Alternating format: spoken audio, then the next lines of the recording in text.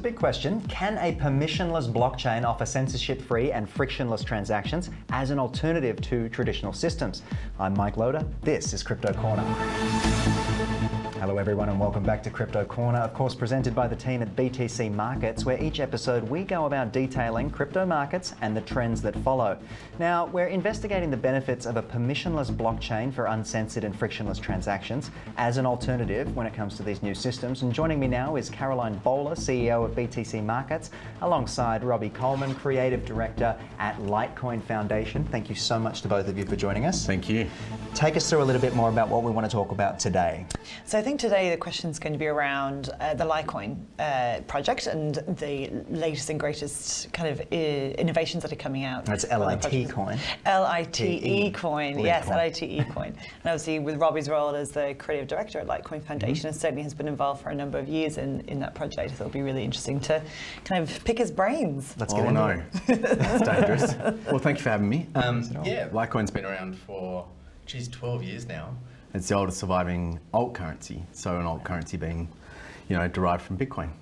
So that's a pretty proud thing we celebrated in October last year. I think people forget how long this stuff's been around, especially folks like myself who've witnessed it and talked about it. But of course, 2020 was the time when it really spiked to mainstream. But you guys have been in the game for quite a while. Yeah. So 2011, October 2011 was when Charlie Lee decided he wanted to create the silver to Bitcoin's gold, and named it Litecoin, which I still think is a good name, and I think well done, Charlie, given that he is no branding expert. But it does really say what it is on the tin, which is, it's a lighter version of Bitcoin, which is a great store of value. And like silver, Litecoin's better used for transactions, daily transactions, things like that. Cool. And just with that, actually, I mean, that was its starting block, as that kind of, as you say, the digital silver to Bitcoin's gold. What are the plans for 24? I mean, Litecoin's been extremely busy, has been extremely busy. So, what are we going to see rolling out across this year? Well, this year, so we're excited to, I think, be able to announce, we're announcing it, is the adoption of, or I guess the activation of MWeb on mobile. So MWeb was an opt-in confidential transaction layer that we built into Litecoin 20 months ago. And so I guess for ease of use and adoption among the masses, we're rolling it out across mobile devices, which is pretty exciting. So that's one of the innovations. And I think, more and more what we're trying to do is make it as frictionless as possible for people to use. So, 100%. yeah. Actually, just on that, so how would that work on my phone then? I would use. That's a great question. We're about to find out. Break it down. So we're developing a light client at the moment, which is also very difficult because I'm sure you'll ask me, no doubt, about nomenclature to do with cryptocurrency and specifically Litecoin. But a light client being, obviously not the full code base. And so MWeb's quite a dense thing. There's only a couple of $1 million, and when I say a couple of $1 million, it's about $3 million sitting on the MWeb chain at the moment. And the hope is that with this lighter and easy to use code base, it'll be adopted by wallets, and it will be as seamless as choosing whether you go on chain with Litecoin or you use the MWeb Litecoin. Robbie, chain. I'm curious to know a little bit more about the uptake, and of course, when we speak about this stuff in terms of generational uptake, having it on a mobile application, you're obviously going to see a lot of younger people, traders getting involved. How do you guys feel about that? You excited by the next generation of these people getting involved? And people are obviously, these kids, and not kids, but these younger traders are obviously quite tech savvy as well, which helps. Yeah, I mean, hopefully Litecoin's easy enough to use that it's not just for the tech savvy. And I think that's the role that I hope to play, and that a lot of the community are really great at doing, which is bringing it to the masses by making it comprehensible, but also usable. So, yes, the next generation is probably more sophisticated than I am when it comes to technology and use of technology. And certainly I'm no tech buff. In fact, I think my Twitter bio read something like works in technology, but doesn't have a tech bone in his body. I think I had that up here before. Really make sense anyway, having bones in a robot. But anyway, so I guess what I'm saying is, the idea is that, we want to get out to as many people as possible. It's used for remittance payments all over the world. And I hope that it's not just people that have the iPhone 15 Pro that will be using Litecoin. Nice. Just with that then, Litecoin space. Oh, yep. Talk to me about that. It's there's Litecoin space and light space. Yeah, let's talk about Litecoin space. Litecoin space, yes. So it's what's the best way of putting this? It's it's Litecoin's own explorer, so you can look at all the historical information and data that's been going through the blockchain, but also it's a visualization of the mempool. And so one of the things you can see on there is the data from, I guess, the mining pools that are out there as well. So that's really cool. I spend minutes, not hours, but I spend minutes looking at that data every day. It's really interesting to see the inflows and outflows. But the same thing with transactions and transaction volume. So one of the things about Litecoin is that, you know, unlike Bitcoin, which I'm a big advocate of, it costs usually dollars, sometimes up to $10 is the average transaction fee using Bitcoin. That's because it's so competitive to have your data or your transactions within the block. One of the things I love doing is looking at how full the Litecoin blocks are. And currently the average Litecoin transaction costs 0.0003 US cents. So that's the average. So it's I guess testament to the fact that there's space in the blocks, but also I guess being a lighter chain, it has the ability to send more frequent transactions for less cost. And just with that then, so where are you seeing the uptake? Who's using this? What geographies are using this? I would love to know the specifics. As you know, Caroline, it's pretty hard to track this stuff, and there are very clever people out there like Masahari and the like who often release geographical studies. There was a geographical study released last year by Into the Block, I think.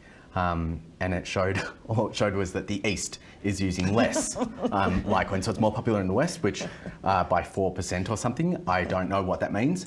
And I don't have demographics or anything like that to talk on. But my assumption is that it would be widespread. So if you look at it, it's outpacing both Bitcoin and Ethereum in terms of daily volume, in terms of transactions. So one day in December last year, it had 1.4 million transactions in a day on chain, which was more than Bitcoin and Ethereum put together. Yeah, wow. Robbie, can I jump in? I'm just curious about collaboration with traditional finance. Sure. And where Litecoin sits in all of this. I love traditional finance, big fan. Well, tell us how you sort of marry the two, if you will. Well, I guess that's not really for me to decide, but in terms of my opinion, I think it's a little bit strange seeing, for me personally, seeing I guess the fan persons go off about the ETFs and stuff like that for Bitcoin, when Bitcoin was invented as an uprising against Wall Street, and now we're all proponents of Wall Street. Interesting. So it doesn't really compute with me. I'm still buffering on that. If Litecoin had an ETF, I mean, please, BlackRock, if you want to get involved, call Charlie. But you know, I'd certainly be for it. But I think it's interesting to see the evolution of values and ethics, and you know, why people got into the space in the first place. I know that doesn't answer your question, but I guess no, but it's still interesting. As somebody who's amongst it and working with it and building something within it, it's just interesting when you look at Gen X as well, and their general propensity to avoid or not jump in, maybe. Yeah, I mean, traditional finance has a role. I know, Caroline, you're big on regulation. I'm big on regulation. I think it's really needed. Trust is needed in a trustless space. I know it sounds ironic, but it is. And so I'm all for it. I'm for it because of the maturation that comes with it.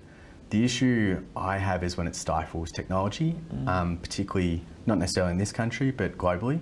And I also have an issue with traditional finance now taking back something which was meant to be kind of taking it down. Interesting.